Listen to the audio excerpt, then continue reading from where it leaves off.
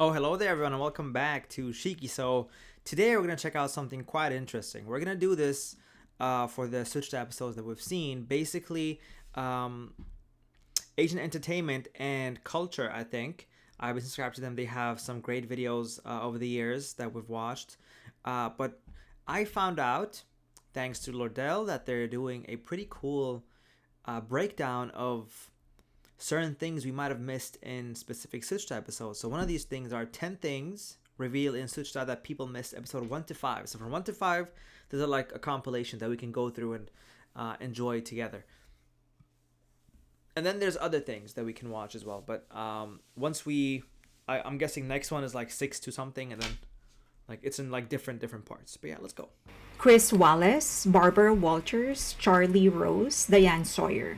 These are some of the best interviewers the world has ever seen. Their ability to motivate people to open up and reveal sides of themselves rarely, if ever, seen by others is unparalleled.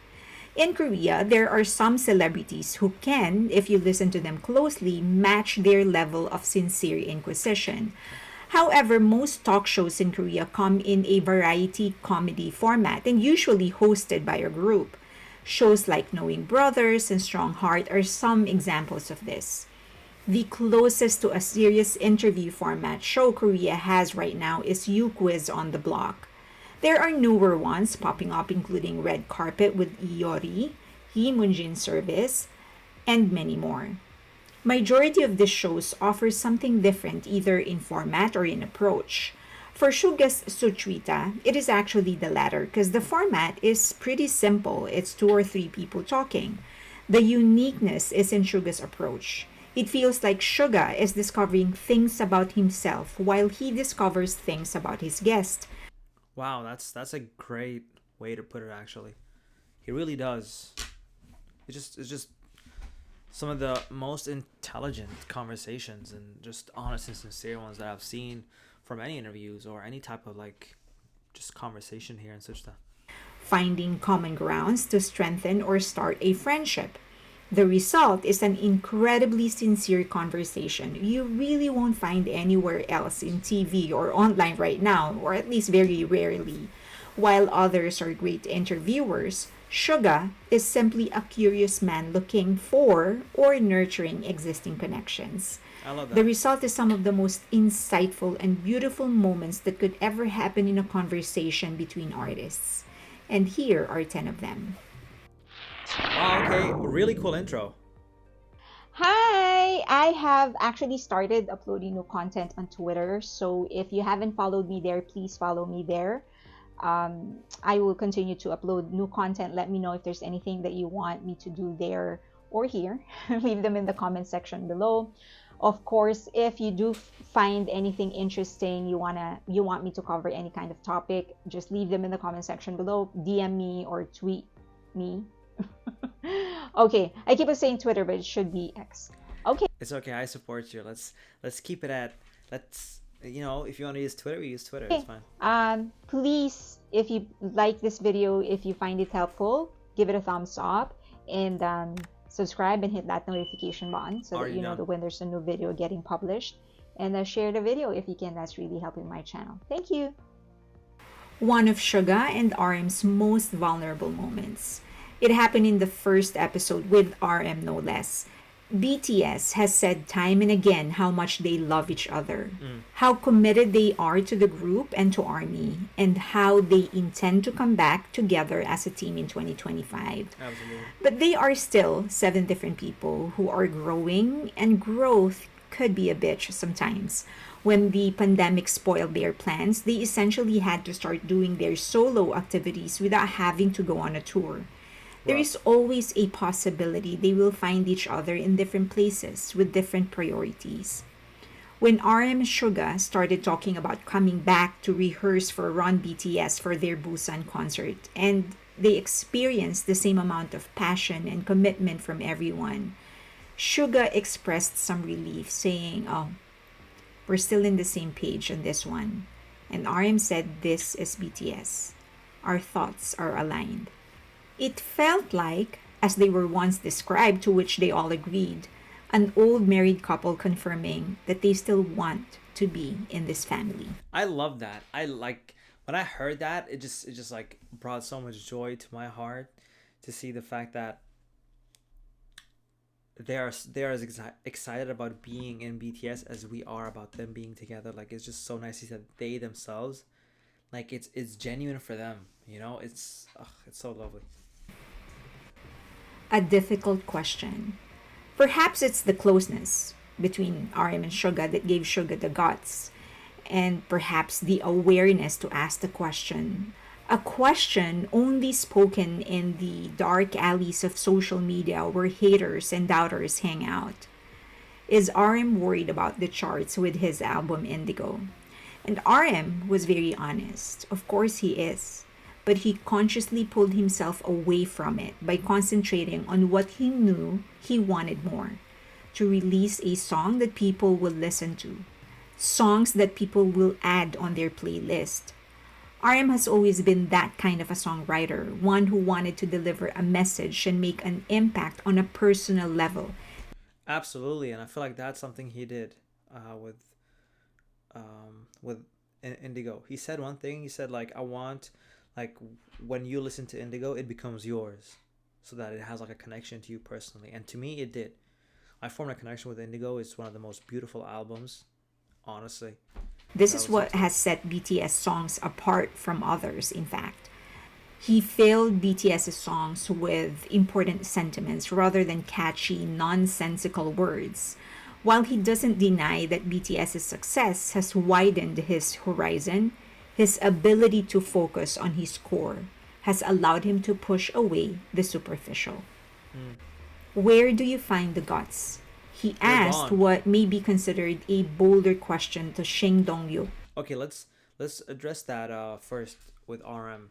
You know what? Like their bond is so strong, specifically since they have like been together the most, and they have seen literally all the highs, all the lows of each other. And you know what? They can relate to each other because they both came in from the hip hop side of things. You know, as people that wanted to, as rappers. So there's a lot that they understand from each other, and I feel like there's always been a massive amount of mutual respect between them.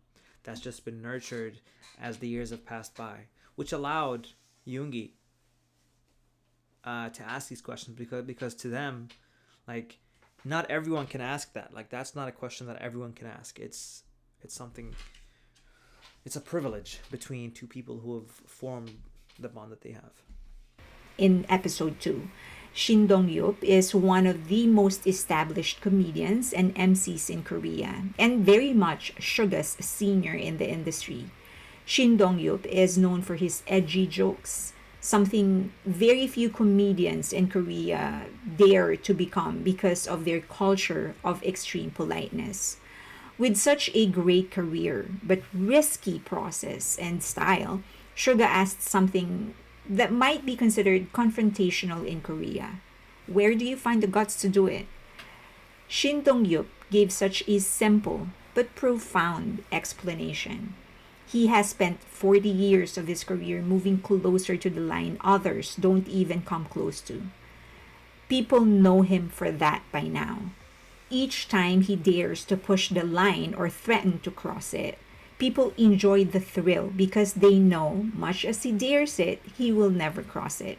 He compared it to an acrobat. Mm. People watch acrobats' performance knowing the dangers, but people enjoy the thrill of the extreme. And for as long as they don't fall to the ground or hit the ceiling, people will enjoy the thrill. True. Shin Dong-yup knows that when people tune in to watch him, they know what they will get. And they are watching it because they want to get it.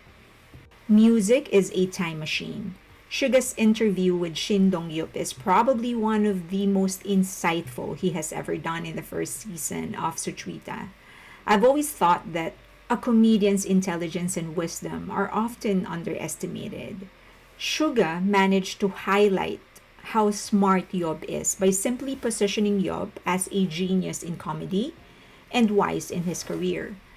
Suga asked the comedian if he is worried about being irrelevant at some point and being forced to retirement because someday fans would lose interest in And this is why I really enjoy this, because this is almost like, it's almost like he's asking a question. Like him asking him that is almost like the answer. He will get an answer that he also seeks, you know? I just think the way Yoongi handles these interviews, or the way he goes about asking these questions, I don't know how he does it, but he truly finds a way to connect with his guest. him. Shindong Yup described how other older artists are coming back, like New Kids on the Block, and their fans are coming back with them as well. Shindong Yup said that he believes that it's because music has the power to transport people So back true. in time, make people remember the kind of people they once were and the life they once had. Do it for your fans, Shindong Yup said. And I can't agree more. Yeah, that was beautiful. It gives me goosebumps. Artist to artist. While some armies beef with VIPs, Suga and Taeyang are becoming friends. Suga's interview with Taeyang showed a unique connection between See, that's why I don't understand sometimes why fans like always go to war over these things, to be honest.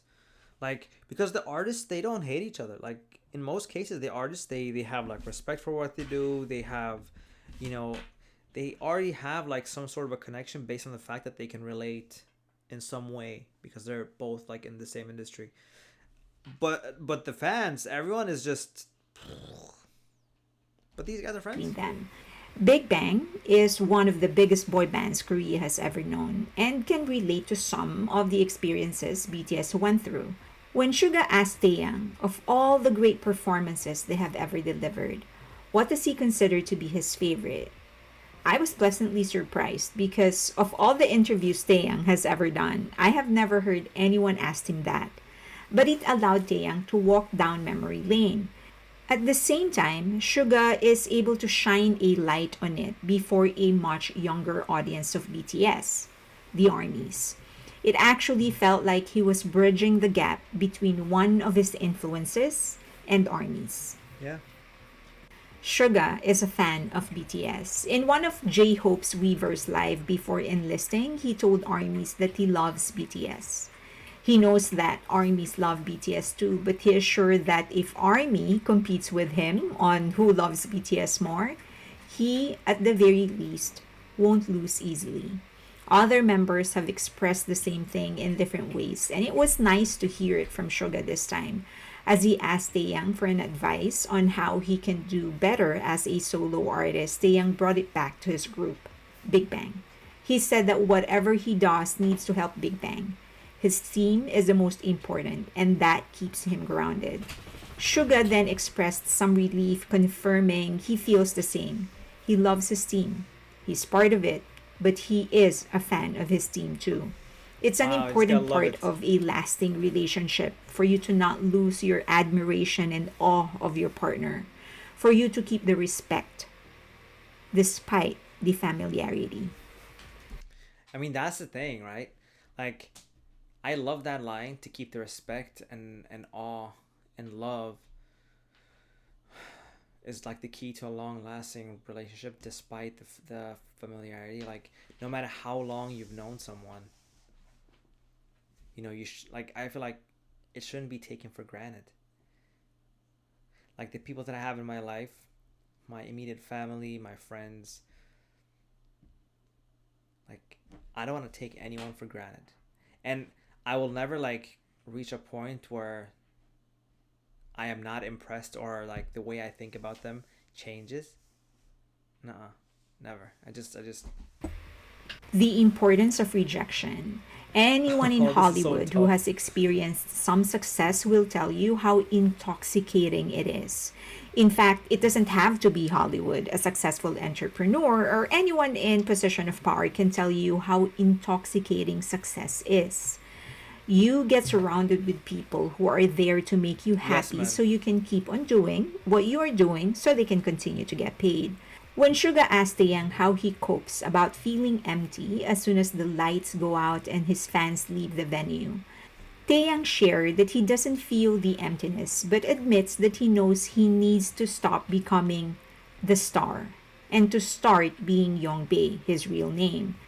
And he does that by surrounding himself with people he knows care for him enough to stop treating him like Taeyang. I guess that's why home is important. That's why family is important for us.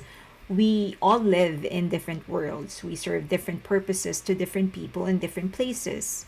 And it's tempting to stay where you feel the most important or the most successful. But it's family, biological or chosen, that makes us realize who we are under the titles.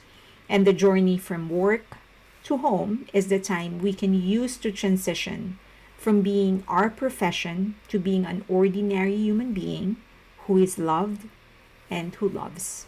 How do you do? I love this. Honestly, that is so true. Like, oftentimes people can like envy famous people or like fame in general. But you know the saying, the bigger the spotlight, the bigger the shadow, you know? The brighter you are, and like the bigger the shadow is as well. And I feel like it's the same thing here because that's that's a worry, of course. Like, and it can be so tough for a lot of people to deal with that. Like, mentally, it can be. I feel like it can be something so scary and so like just makes you feel so anxious to not know, and and the fact that it become like reaches a point where you don't know who to trust, and you gotta be wary and you gotta be careful because you have no idea the people that approach you, who approach you with genuine intentions and who have who got the bad ones. And that is such a scary thing. I can't imagine doubting everyone that I meet or that I become friends with, and I have to like second guess them or question them, or if I trust them I get burned. Like, there's so many things that they have to be careful of. So having that immediate family, having people in your circle, just like you said, is probably the most precious and wonderful thing about that, because at the very least, and this is not about like army or fans in general, because just like you said, like once the concert is over they all have to go home, right?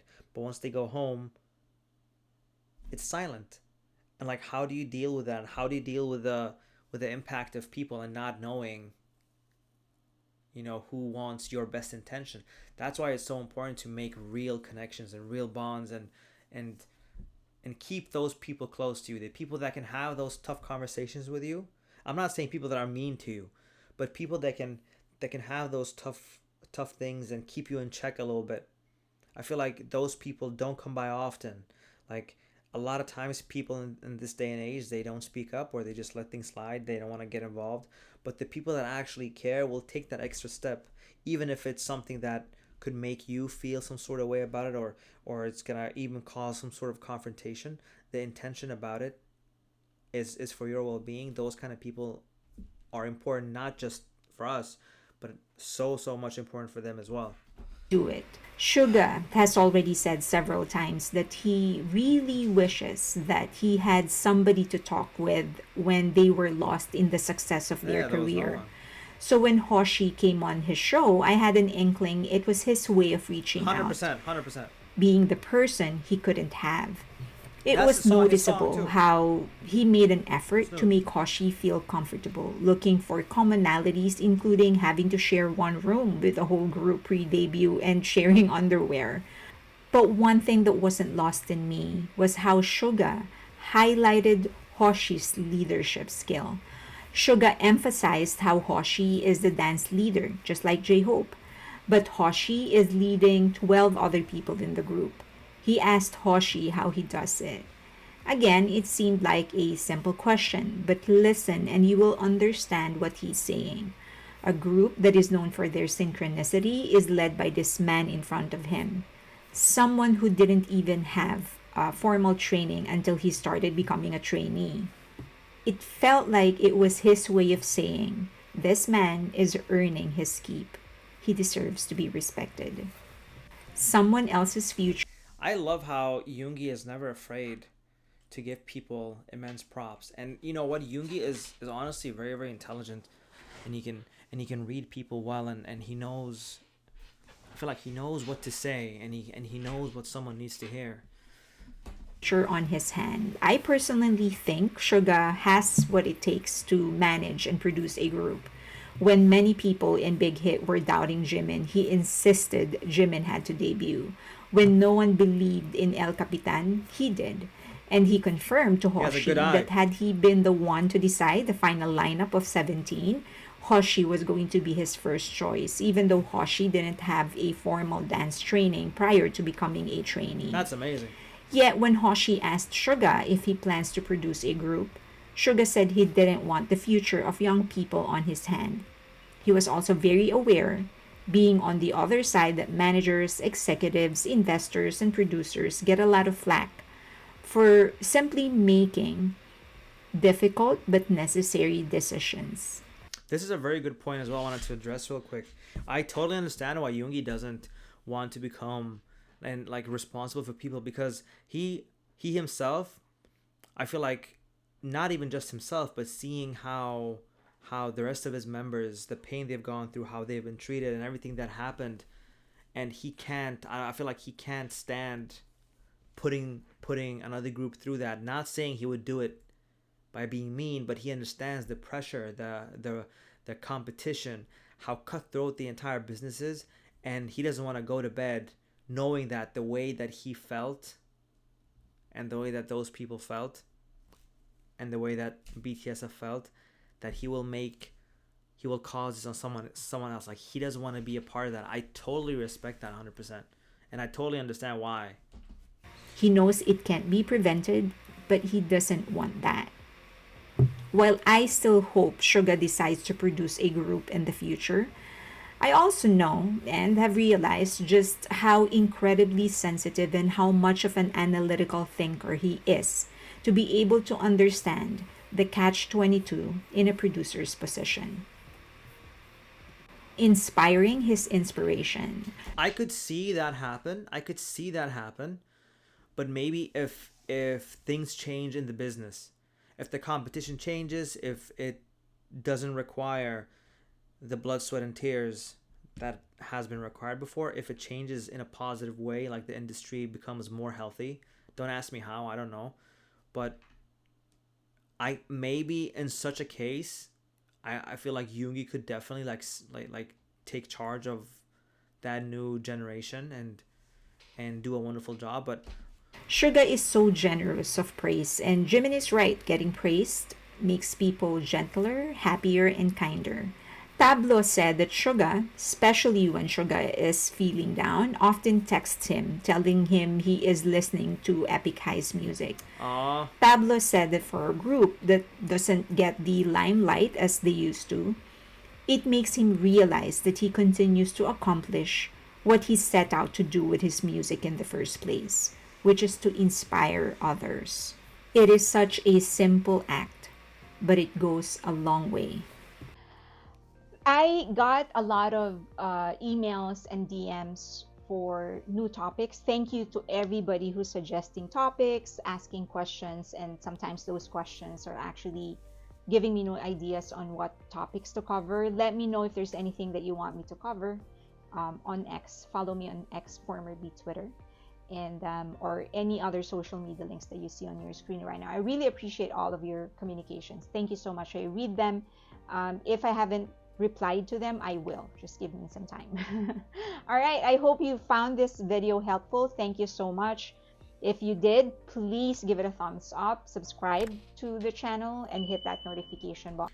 yeah, honestly, for sure. So that you know when there's a new video getting published, and share the video if you can. That's really helping my channel. Thank you. I appreciate you all.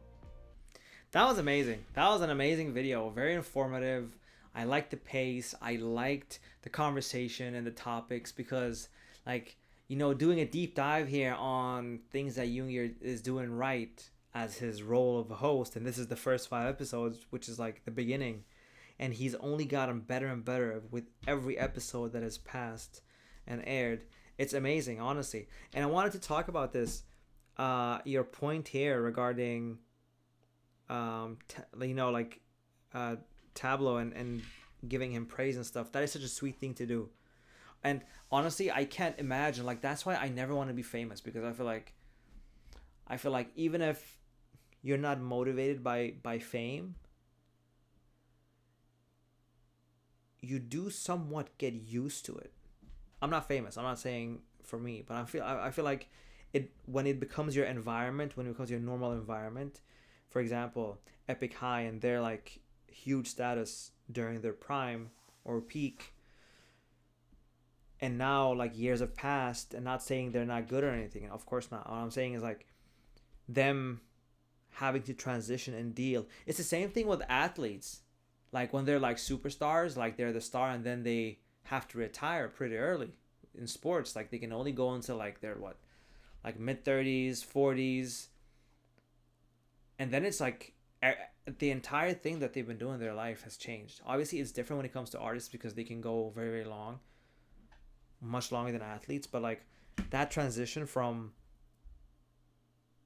the peak, the prime, the that golden era to whatever lies deep deep in the future can be very scary for famous people as well. But yeah, honestly, Yoongi is an incredibly high IQ, high EQ person, and honestly, I just love the conversations. I love how he makes the guests open up, and I love the questions and the topics that he asks, because he makes it really personal. After every episode, you learn something new about these people, regardless of who it is in front of you, even if it's a member. And it speaks volumes of Yoongi and how seriously he takes this. I mean, we recently found out that an episode takes like 2 hours, so he sits there and has like this very intimate, almost like he's having a guest over and just enjoying the conversation, the food, all the other stuff. It's a wonderful thing, and I cannot wait to see the next part of this sort of breakdown. Thank you so much, guys, for watching. Stay safe, take care, and you can stream, of course, friends. You can vote for it on Mnet. You can vote for Tay, JK, J Hope, and Army on iHeartRadio. You can vote for J Hope on Duck Duck. No, not DuckDuckGo. Duck something. Well, by the time this video is up, I feel like it's gonna be too late already. And Hope on the Street, guys. This week. No, next week. It's coming. Exciting times. Take care, you guys. Bye.